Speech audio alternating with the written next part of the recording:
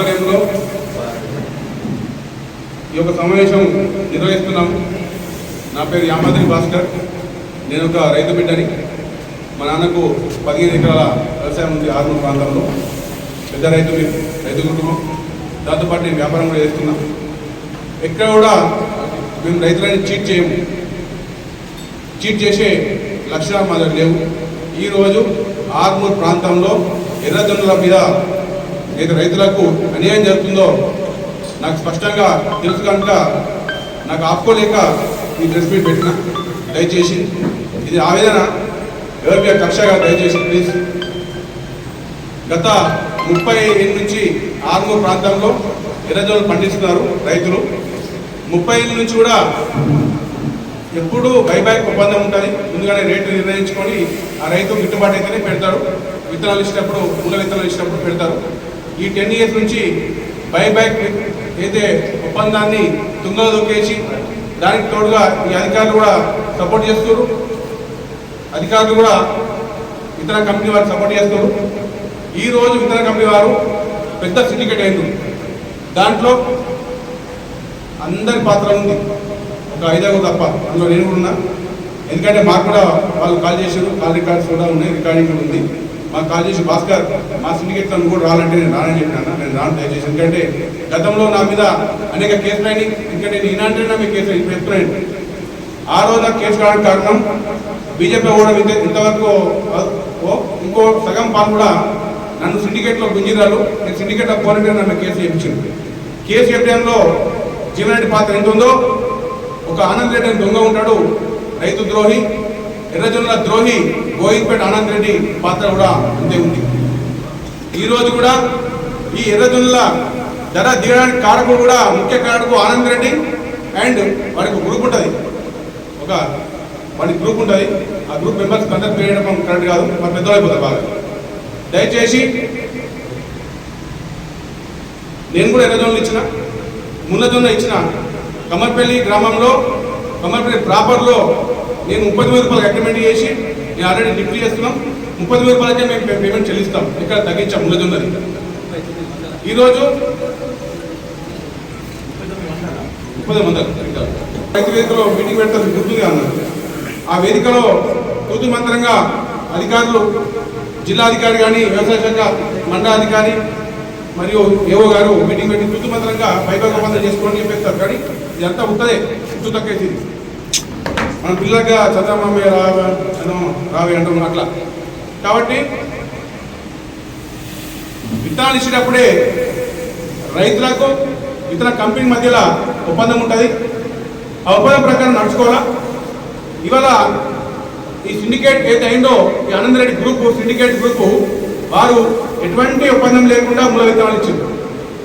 మరి అధికార యంత్రాంగం, మరి జిల్లా కలెక్టర్ గారు, ఇక్కడ ఉన్న పెద్దలు, తండ్రి సమానులు, జిల్లాలో సుదర్శన్ రెడ్డి గారు, ఇతర అధికార పార్టీ ఎమ్మెల్యేలు ఉన్నారు, ఆర్మూర్లో కూడా ఇన్ఛార్జ్ గారు ఉన్నారు.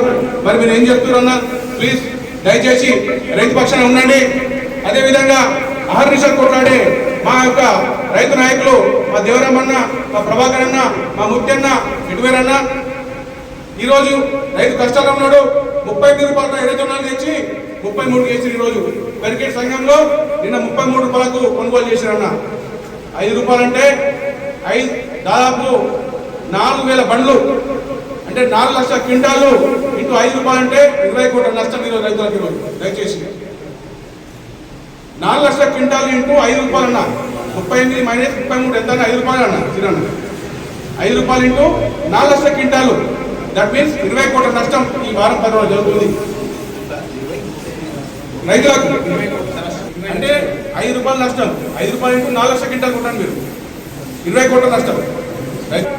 అహర్నిశలు రైతు కోసం పోరాటం చేసే ఈ రైతు నాయకులు కొందరు, వాళ్ళ పేరు ఎందుకంటే చెప్పాలని నాకు సిగ్గేస్తుంది. మరి ఎటువేరన్నా మీ రైతు నాయకులు మనం ఇప్పుడు దయచేసి కదిలిరండి. అందరూ కూడా 40 రూపాయల ఎర్రజొన్నలు, ముళ్ళజొన్న 40 రూపాయలు, తెల్లజొన్న 40 రూపాయలు చెల్లించాలని డిమాండ్ చేద్దాం. నేను కూడా ముందు ఉంటాను. ఎందుకంటే నేను కూడా మొన్న కొనుగోలు చేసిన కమర్పల్లిలో 3900 మోతాలో కొనుగోలు చేసిన 3900 మొన్న. అదే ముళ్ళజొన్న ఈరోజు 30 రూపాయలతో సిండికేట్ చేసారు. సిండికేట్ ఈ సీట్ కమిటీ మా వాళ్ళు ఈరోజు సిండికేట్ అనే రానందుకు నా మీద కేసులు నిన్న నాకు జిల్లాధికారి ఫోన్ చేసిండు, భాస్కర్ ఏమైంది ఏమో ఇప్పిస్తుంది నువ్వు వాళ్ళతో ఉండమంటే నేను ఉందా సార్, నాకు కేసు కృత్యం కాదు. గతంలో నా మీద 9 ఎఫ్ఐఆర్లు అయినాయి. 2 శిక్ష అంటే కలెక్టర్ పరిధిలో జేసీ పరిధిలో ఉంటాయి.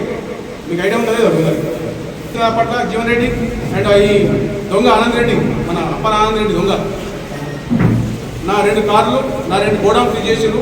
ఎటువంటి నాకు ఇబ్బంది కాదు, ఎందుకంటే నాకు రైతు పక్షాలు ఉన్నాను, రైతు సపోర్ట్ ఉంది, రైతు బిడ్డను నేను. కాబట్టి ధర్మం నా పక్షాలు ఉంది. కాబట్టి హైకోర్టులో ఆ రోజు నేను రిట్ చేసి నేను గెలిచిన. వాళ్ళు చేసిన సీజ్ చేసిన పంచాంగం ఉంటుంది, సీజర్ పంచాంగం ఉంటుంది, ఆ పంచాంగం కొట్టేసి నాకు ఉత్తర్వు జారీ చేసి ఆ రోజు హైకోర్టు నుండి. కాబట్టి దయచేసి ఆర్మూరు ప్రాంత రైతులని అన్యాయం చేయకండి.